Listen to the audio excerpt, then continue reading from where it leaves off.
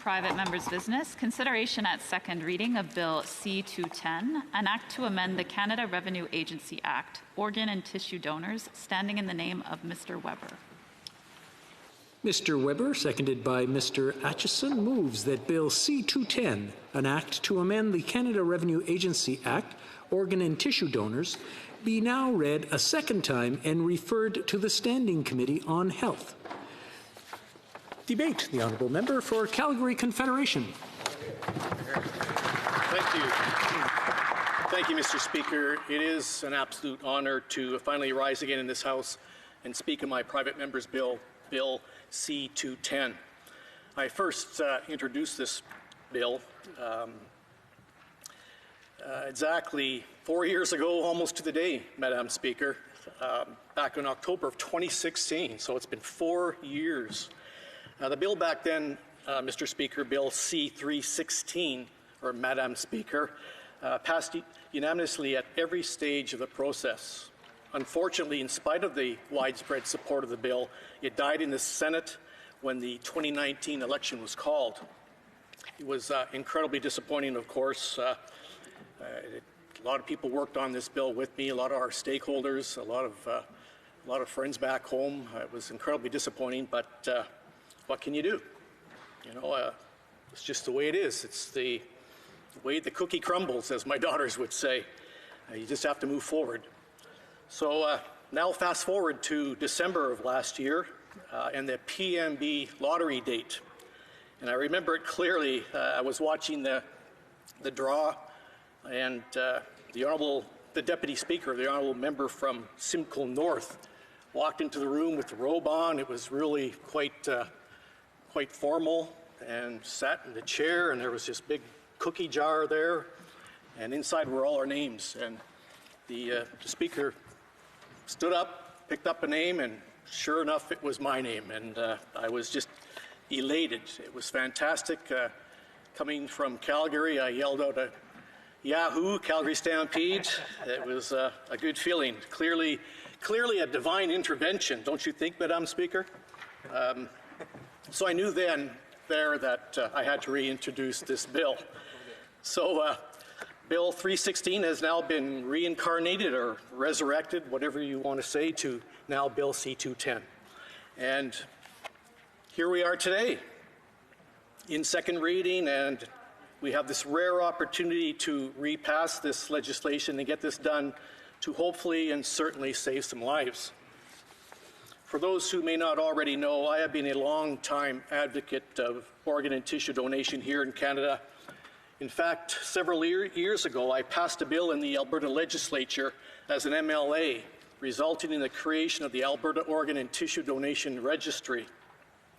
The bill also put in place some strong and robust education and awareness programs that included adding donor hearts to our Alberta driver's licenses.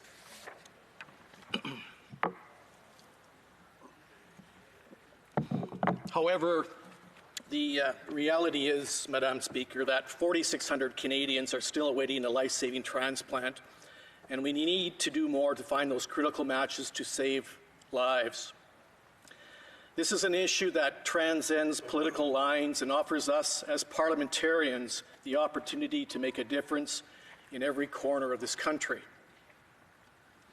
What is disappointing, Madam Speaker, is that while over 90% of Canadians say that they support organ donation, only 20% of them have actually registered on their provincial or territorial registries. Every year, this country sees hundreds of people dying waiting for a donor. And sadly, Canada has one of the lowest donation rates in the world. A single donor, Madam Speaker, can save the lives of up to 8 people, and a single tissue donor can help up to about 75 individuals. My bill, Bill C-210, proposes a very simple, very effective method to increase the size of the organ donor base here in Canada. It would also help update existing databases, but most importantly, of course, again, it will save lives. What I am proposing is that we use the annual income tax form to ask Canadians if they would like to register as organ donors and if they consent to have this information passed to their provincial government for addition to its existing organ donor registries. That's it. It's a very simple bill, adding a very simple question to our income tax forms. The federal government would simply be collecting the data and passing it on to the provinces.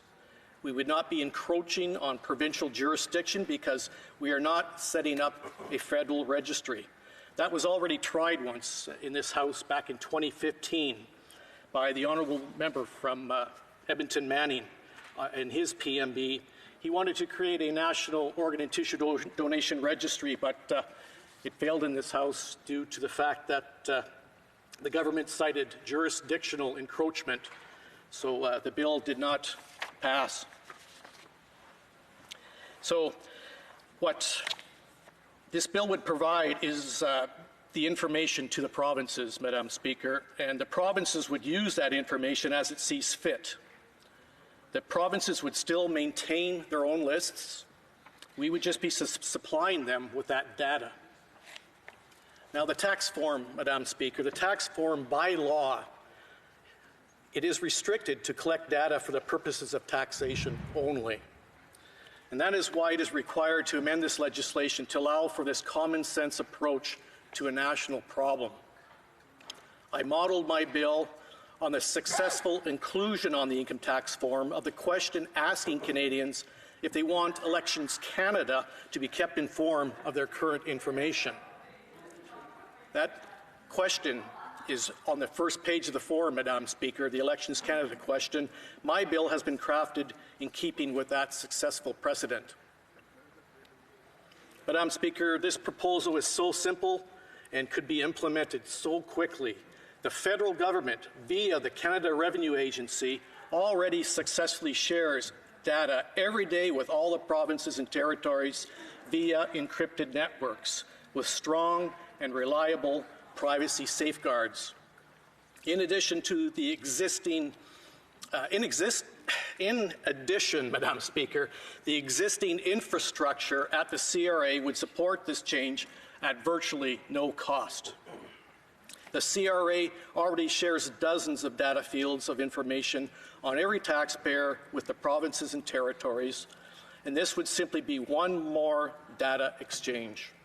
The income tax form is a way to update this information annually via a legally binding document.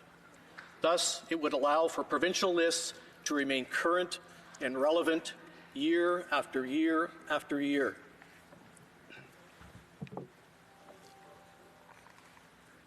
Before I go any further, I would like to thank the 20 members of Parliament from all parties in this House who have stepped forward to officially second my bill. That is a rare occurrence indeed, and it's happened twice. It happened in my last bill as well. That was not successful. This extraordinary, nonpartisan approach demonstrates how a sensible idea can bring us together as a House to improve the lives of Canadians. This collaborative approach has also extended to the Health Committee, Madam Speaker. The committee from last Parliament that I served on, along with 9 other colleagues of mine, one looking over here right now, giving me a big smile, and anyway, they have been extremely supportive of improving the organ and tissue donation situation here in Canada. The committee conducted a study and tabled a report on organ donation with several recommendations. The committee specifically wanted to know what role the federal government could play in strengthening Canada's organ donation and transplantation procurement system. One of the key recommendations in that report deals directly with the debate that we are having here right now. If this bill is passed, it would fulfill that key recommendation. I also want to thank the government for taking the rare and possibly unprecedented step of allocating funding for this initiative before it has even passed in this House. That is a fact, Madam Speaker. We have the will, we have the funding, and now all we need is our reapproval here in this House. This is not a political issue. It is a human issue. Any one of us could be in need of donor organs or tissues at any time. Just asking this simple question could increase the number of donors. Donor registration, in fact, jumped up 15% in British Columbia when drivers were asked directly at licensing locations across their province if they wanted to be donors. They're also doing it in Alberta from the bill that was passed there as an MLA when I was there. Imagine what we can do on a national scale with the income tax form. Now, as I mentioned, the CRA, the Canada Revenue Agency, has already been allocated the funding for this purpose, but needs the law changed so that they can proceed. While some methods used by provinces and territories, such as driver's licenses and healthcare cards, help register donors, none has as far a reach as the income tax form. The existing voluntary online method of registering is neither proactive nor fully effective. For example, those who move from one province to another rarely update their information. The income tax form approach overcomes these common problems. And the stakeholders, Madam Speaker, the stakeholders, they have been universally supportive of the bill, and the thousands of affected families with loved ones on waiting lists will welcome this additional help. One stakeholder, the Ontario Trillium Gift of Life Network, is the largest registry in Canada. And its CEO, Ms. Ronnie Gavsey, said, and I quote, "We would support creating an opportunity for Canadians, when filing their income tax returns, to register their consent for organ and tissue donation. The online income tax return becomes a gateway and an annual reminder to drive Canadians to organ and tissue donation registration. We share with you the goal of substantially improving awareness of organ and tissue donation and improving the health for Canadians by increasing the number of life-saving transplants." Thank you, Ms. Gavsey, for sending that through the chair, of course. Also, Madam Speaker, the federal agency responsible for organ donation is the Canadian Blood Services. And its Vice President, Dr. Israel Levy, said, and I quote, "Just like our colleagues, we support a transactional touch point that will raise the awareness, especially if it leads to the conversation. But for sure, this is something to be welcomed." And Elizabeth Miles of the Kidney Foundation of Canada wrote to the Prime Minister expressing the Foundation's support for its change.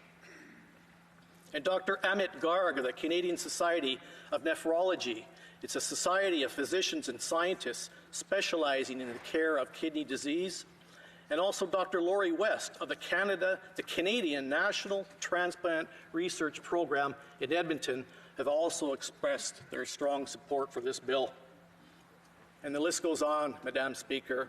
Support for this legislation reaches far and wide across the country and into every community.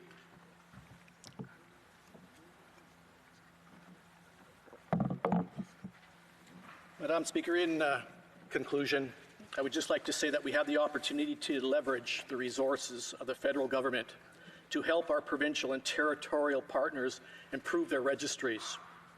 I hope we seize the opportunity and we run with it. I, and most importantly, the 4,600 Canadians awaiting a life-saving transplant, hope we can count on all the MPs for this support.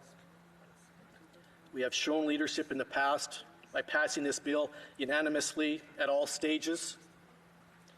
So I call on the members of this House to do the same. This bill got a rare second chance, and I hope we can pass it so that people in dire need for the gift of life can get a second chance as well. Thank you, Madam Speaker.